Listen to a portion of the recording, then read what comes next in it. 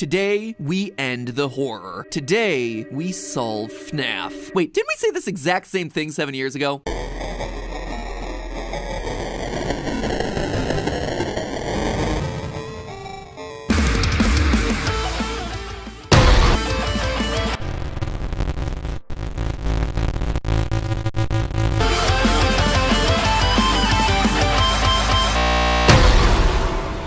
Internet, welcome to Game Theory, the show that reminds you that if you click the like button hard enough, it'll summon DJ Music Man to your neighborhood for a block party. Go ahead, try it. Hit that like button. Didn't work? Have you tried clicking subscribe? I hear that sometimes works too. I guess you must not be clicking hard enough. I don't know what to tell you. Speaking of not working hard enough,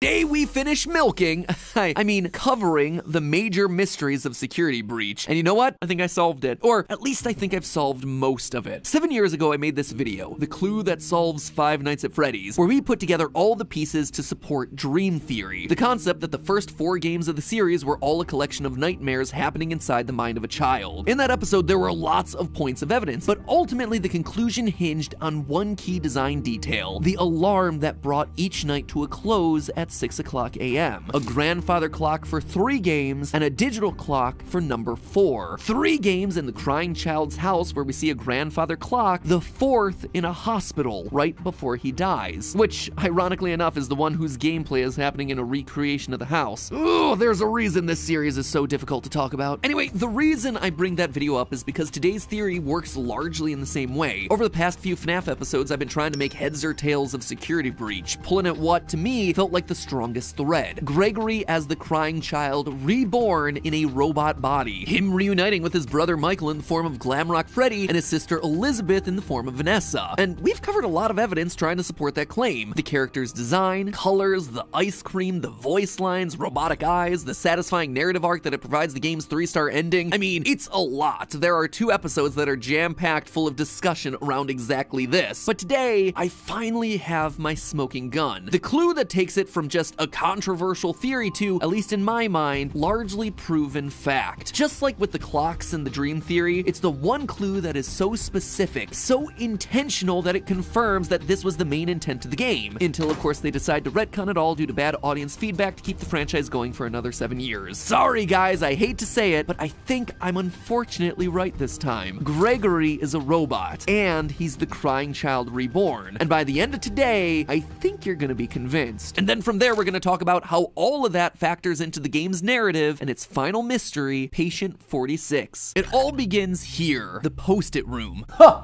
what? This is unexpected. After exploring the sewers to decommission Chica, Gregory winds up here, a room full of glowing staff bot heads and lots of post-it reminders on literally every surface. I mean, this thing is a flashing neon sign that says, "Important lore here." And yet, in online discussions, it's been largely overlooked because it's kind of sandwiched in the middle of the game, overshadowed by the animatronic spaghetti monster ending. And even though I knew that something had to be hidden in here, trying to figure it out was like finding a needle in a haystack. So what is this? What are we looking at here? I think it's pretty obvious. Yeah? Is it obvious, Matt? What is it? You get to a certain age. Uh-huh.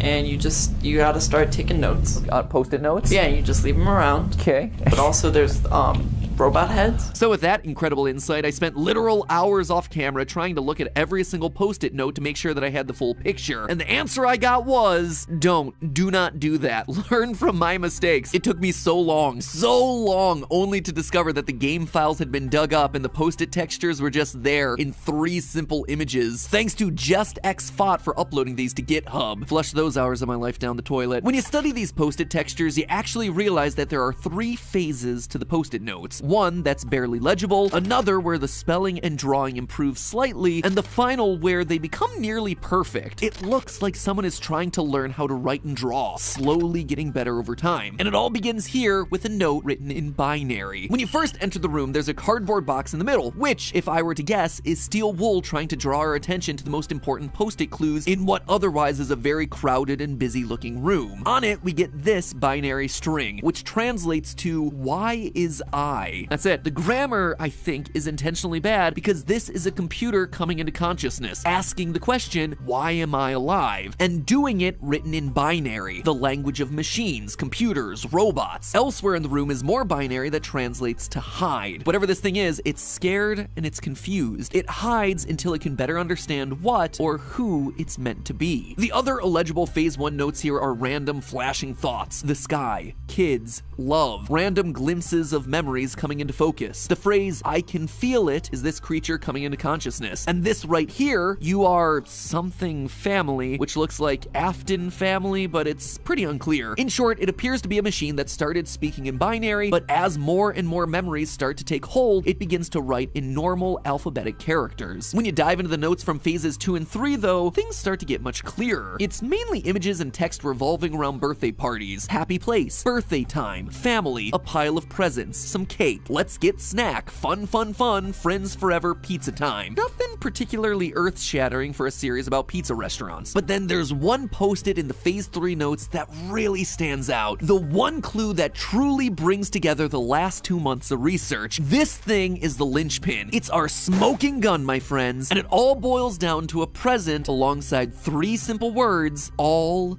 for me. The party was all for me. Does that mean anything to you? Because it certainly does for me. You see, in the FNaF survival logbook, a seemingly innocuous workbook full of pizzeria-themed activities, you have 3 voices speaking through the pages. Michael Afton, writing his answers in red pen, the vengeful spirit Cassidy using lightly faded text, and the crying child, altering the physical text of the book. One conversation that happens between Cassidy and the crying child plays out like this. Cassidy says, the party was for you, and the crying child responds, it was for me. All for me. Suddenly, all the party imagery makes sense. The balloons, the cake, the kids. This is the bite victim, the crying child, coming into consciousness and remembering the birthday party that took his life. And using this context, suddenly everything in these notes takes on a whole new meaning. In the first phase of notes, we see a crudely drawn house with a set of arrows pointing towards what looks to be a strange set of doors. Maybe another building? Which admittedly doesn't make much sense unless this is the crying child, who, in FNaF 4, would walk down and to the right and then back up to go to Freddy's with his brother every single day. In the phase 3 notes, we see this close-up of a bear, which would have been the last thing that the crying child saw before his head got chomped. Blue, yellow, green, and red, those are the flashing lights above the Fredbear stage as he gets bit. Or, you know, maybe it's the balloons on the nearby table for someone who can't tell the difference between blue and purple. Even things like hide and no hide relate to the crying child's behavior throughout FNaF 4. He hides under tables, and he is constantly made fun of for it throughout the game. We also see a lot of dialogue about running away, just like on the post-its. Digging deeper, we also start to see other patterns emerging. The number 7 shows up repeatedly as both a set of tally marks as well as a set of 6 faces with a smaller 7th one off to the side. This ties us directly back to FNaF VR, where we had a glitching purple gravestone for Afton in the middle of 7 normal gravestones. 5 missing children, Charlie the puppet, and the smaller face watching on, the crying child. As he says in other notes, all my friends. There's also repeated use of the number 3. 3 faces, 3 kids, words repeated 3 times like home, home, home, and fun, fun, fun, 3 slices of pizza, 3 presents, even just counting to the number 3. So what would that mean? Well, think about it. We've seen a lot of references to a house and family throughout these post-its. Seems to me like it's a reference to the 3 Afton kids, Michael, Elizabeth, and the crying child himself. And the thing that brings all of it together isn't a post-it note, but instead the table higher up in the room where we see the staff bots arranged like a family at dinner. A mother and a father alongside their 3 kids. 1 red-headed pigtailed girl, 1 boy, and a kid with his head bit off. And just to hammer it all home, in the middle of the table, the collectible is a poster for Fredbear's Family Diner, the place of the bite, the place where all of this began. It looks like the robot finally figured out who he was, and he started to recreate his family. The robot is the crying child, which by proxy then has to be Gregory. And if you need further proof of humanoid robots in the game, Illy Becky on Reddit caught this detail from Sister Location. Humanoid heads, ones that look very similar to Gregory's face. Oh, and a last thing, much to everyone's excitement, there's actually a new book series coming out later this year. A new season of Fazbear Frights called Tales from the Pizzaplex, obviously referencing the location in Security Breach. The cover of the first book in the new series? Robot Kid. There it is. Which leads us then to the last puzzle of Security Breach, the retro CD CDs. For those of you who don't know, there are 16 CDs around the map that you can only find once you've upgraded Freddy's eyes. From there, you take the CDs to a hidden room designed to look exactly like Mike's room from Sister Location. These CDs seem to be recordings of the therapy sessions for two patients. Patient 71, who we mentioned last time is clearly Vanessa, and patient 46, who we never get to hear speak. And over the course of the various sessions, 46 and 71 are set up to be direct opposites of each other. Vanessa likes flowers, patient 46 does not. Oh,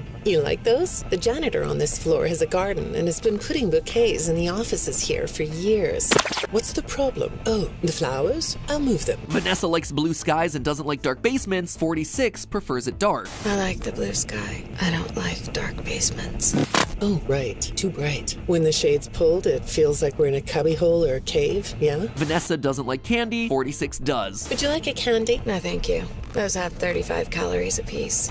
Sure, you can have a candy. Clearly, we're meant to see these characters as opposites, which is why so many people online considered that patient 46 might actually be Vanny, Vanessa's alter ego possessed by Glitch Trap, or even more extreme, Vanessa's evil twin sister, considering the fire ending shows us a dead Vanny on the ground and Vanessa looking down from the burning building's roof. But let's quickly talk about those two interpretations. First of all, Vanessa and Vanny are the same person. They have to be. All the evidence leading up to this game in places like FNaF Special Delivery have pointed to a woman named Vanessa A getting mind-hacked by Afton and reluctantly following his orders. And in this game, we still have pieces of evidence. For instance, in the CDs, we learn that Vanessa is buying fake fur to make the Vanny costume. On your breaks, it looks like you were shopping for a costume. You purchased some fake fur material. What are you gonna make? If she's not the one wearing it, why would she be making it? To me, the fire ending here is meant to be symbolic. We haven't beaten Princess Quest yet, so Vanessa's spirit is still trapped inside that burning building, but her body has died. She is one person. But could the persona of Vanny actually be patient 46? Again, the evidence just doesn't seem to add up to that. Throughout their sessions, we get multiple indications that the therapist is speaking to a child. The way they speak to patient 46 here... You don't want me to get in trouble, do you? I could be put in the corner for a time out. Yeah, you think that's funny, huh? And again here... Tragedy always leads to a feeling of loss. It's a hole that feels funny, right? The way they explain simple words... And I'm surprised by your knowledge of computers. You're something of a phenom. Do you know what that word means? It means you have unusual skill, like a hacker. The way they point out that 46 doesn't fit into the chair. That chair doesn't really fit you, does it? They even mention the fact that they specifically work with children. You know, I work with people of all ages, from little kids to the very elderly. I understand that therapists would want to treat alters as they see themselves, but this just doesn't seem to fit. At no point do we get an indication that Vanny sees herself as a child. But now let's go back to what we assume we know about 46. They're a kid, they like the dark, they like candy, they're really good with computers. In fact, they're a bit robotic themselves, answering questions in cold, detached ways. When I read your account of what happened, it came across as, well, more of an objective rather than a subjective narrative. Oh, sorry. You don't know what that means, do you? Here again, we get another example of the therapist having to explain a relatively simple word. Now, look at our post-it room. It's a dark cave underground, outright labeled as "This is my home." On the central cardboard box is a drawing of candy. And a robot would be emotionally detached and would also be great at hacking. Heck, the therapist does tell patient 46 to write down their feelings. I suggested you write down exactly what made you so sad and scared. And if this room isn't an example of that, I don't know what is. Taking it one step further, if I'm right in saying that Gregory is indeed the robot that came into consciousness here, that's why he doesn't fit into the chair. He's a kid. That's also the reason Steel Wool couldn't let us hear 46's voice throughout these therapist tapes. It would give away the game. It would immediately take away the mystery of who 46 is since we hear Gregory talk so much. But why would Gregory, a robot kid hiding out in the Pizzaplex, actively be seeking out therapy? He's not in a school of any kind and he's not employed, so it wouldn't be mandated. What is going on here? Well, over the course of the 16 CDs, we listen as both patient 46 and Vanessa visit a total of 5 therapists, all of whom are implied to have been mangled to death by machinery. But the deaths here aren't arbitrary. If you track the tapes, each therapist ends up getting killed off immediately after they start asking Vanessa about encrypted messages that she's been receiving from a mysterious figure. Your performance reviews are good. But a routine check of your online history has revealed that you spent quite a bit of time with someone in an encrypted conversation. We have transcripts, and I've read them. Dead the next session. The messages you're getting seem very manipulative in nature. You know who I'm talking about. Why won't you open up about it? These files are full of details about your life. Again, dead the next session. When the encrypted messages get brought up to 46, same thing. When I saw some of your recent encrypted conversation logs, at first, I thought I was looking at more examples of you just talking with yourself. Then I realized it was different. When I study this, it sounds like there is someone else responding to you. A third therapist bites the dust. The therapists cover all sorts of topics. Bad childhoods, work history. One therapist even confronts patient 46 with all the other dead therapists. Nothing. No response. It's only once the encrypted messages come up that they're suddenly marked for death. We also know that it's 46 doing the killing here. The dead therapists are a complete surprise to Vanessa. Hi, go ahead. Sit down. I don't know you. What happened to... Oh, we'll get to know each other in no time. But to 46, it's just business as usual. Why did you lie? Why don't we come back to this another day? You're shaking your head as though that's not going to happen. He's shaking his head because he knows that now she is also marked for death. To me, all of this screams of 46 keeping tabs on Vanessa. He's going to therapy not for himself, but rather to follow her actions, making sure that she's not saying anything that she shouldn't about these encrypted messages. And when the therapists do get too close to the truth, they're bumped off. We learn in one of the last CDs that patient 46 isn't being manipulated, but is instead the one doing the manipulation. I don't think you're being manipulated here. I think you're the one doing the manipulating. No comment? Huh? Putting two and two together would tell us that patient 46 is the one communicating with Vanessa. He's controlling her life for some reason. In fact, 46 appears to be the reason Vanessa is working at the Pizzaplex in the first place. One odd detail of the in-game messages is that Vanessa was not supposed to get the security job. In the message marked for deletion, we see that Vanessa's lack of security experience gets the interviewer to not recommend her for the job, and yet she's hired anyway, despite, as it says in another message, no prior qualifications. In both messages, we're told that it's an internal reference coming from the top that got her the job. Someone has brought Vanessa here for a specific purpose. And who better than a hacker that's clearly established to be in the Pizzaplex's emails? Patient 46, Gregory. In short, it looks like Gregory is manipulating the situation, determined to get Vanessa to work at the Pizzaplex, following her to all her mandated therapy sessions, and ultimately killing off anyone that gets too close to the truth. I mean, after all, Gregory is not opposed to using a bit of violence to get what he wants. We have to get these. We can upgrade you! He's also not opposed to lying about it. This upgrade, it was Chica's. Please be honest. How did you get it? When I was in the kitchen earlier, she fell into some sort of garbage smasher. Is she okay?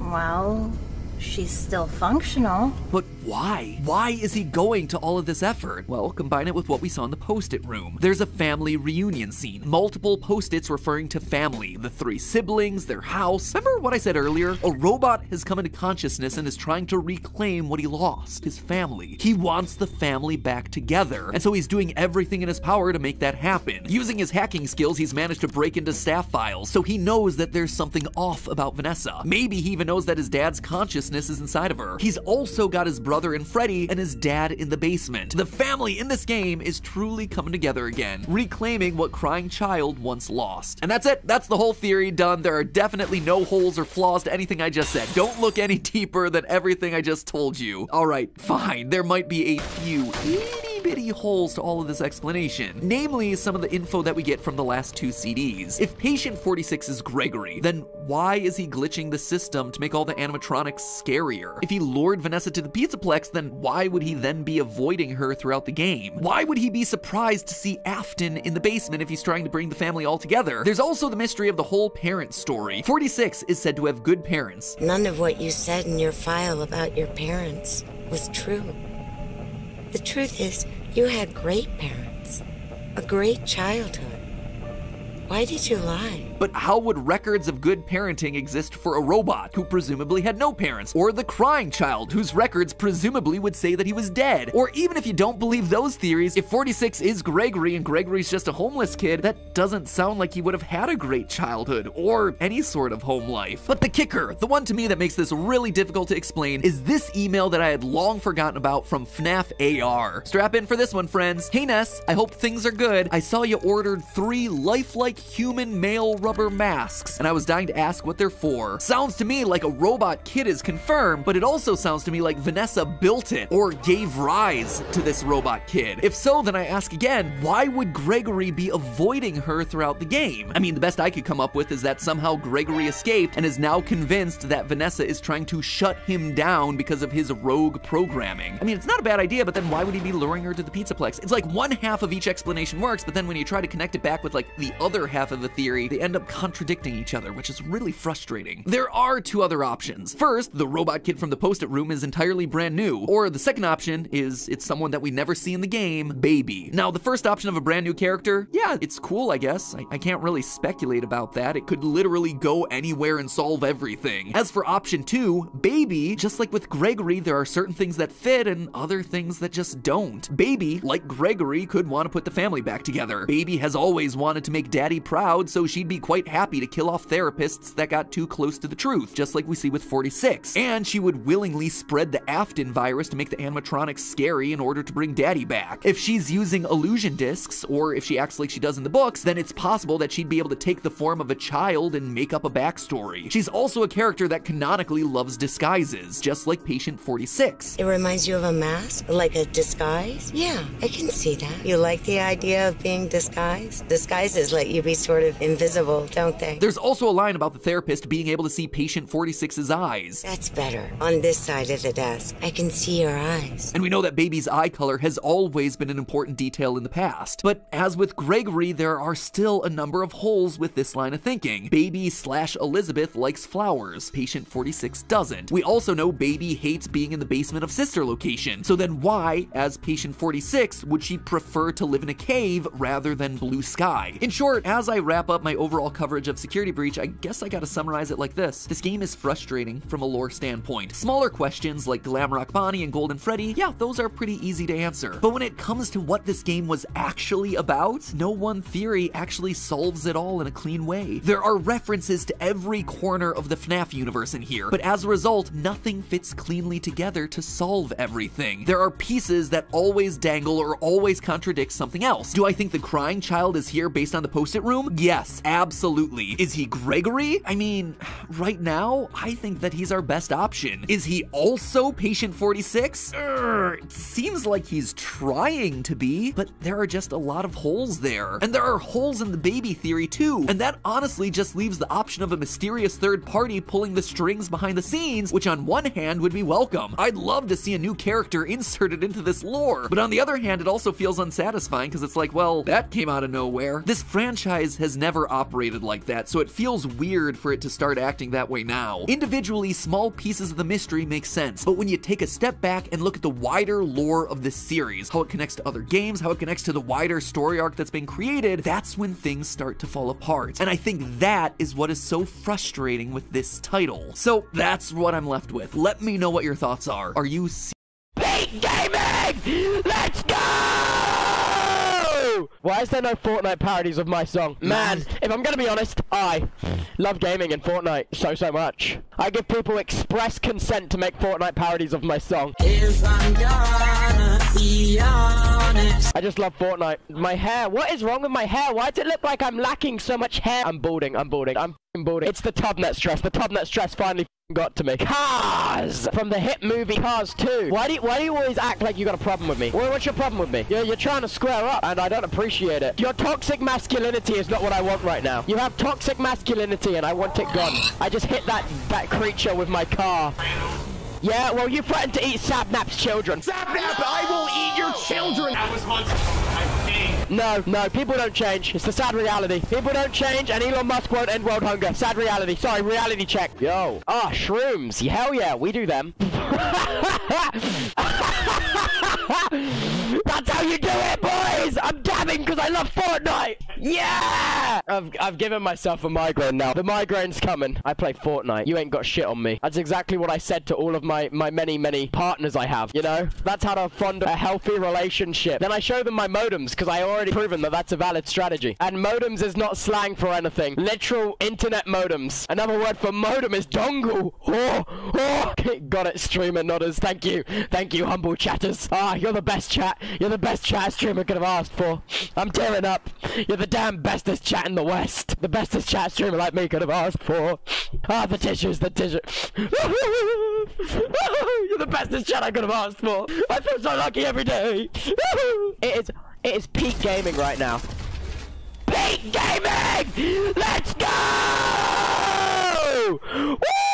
Just got a #1 victory royale. Yeah, Fortnite, we about to get down. 10 kills on the board right now. Just wiped out Tomato Town. My friend just got downed. I revived him, now we're heading south down. Now we're in Pleasant Park Street. Look at the map, go to the mark sheet. Take me to your Xbox to play Fortnite today.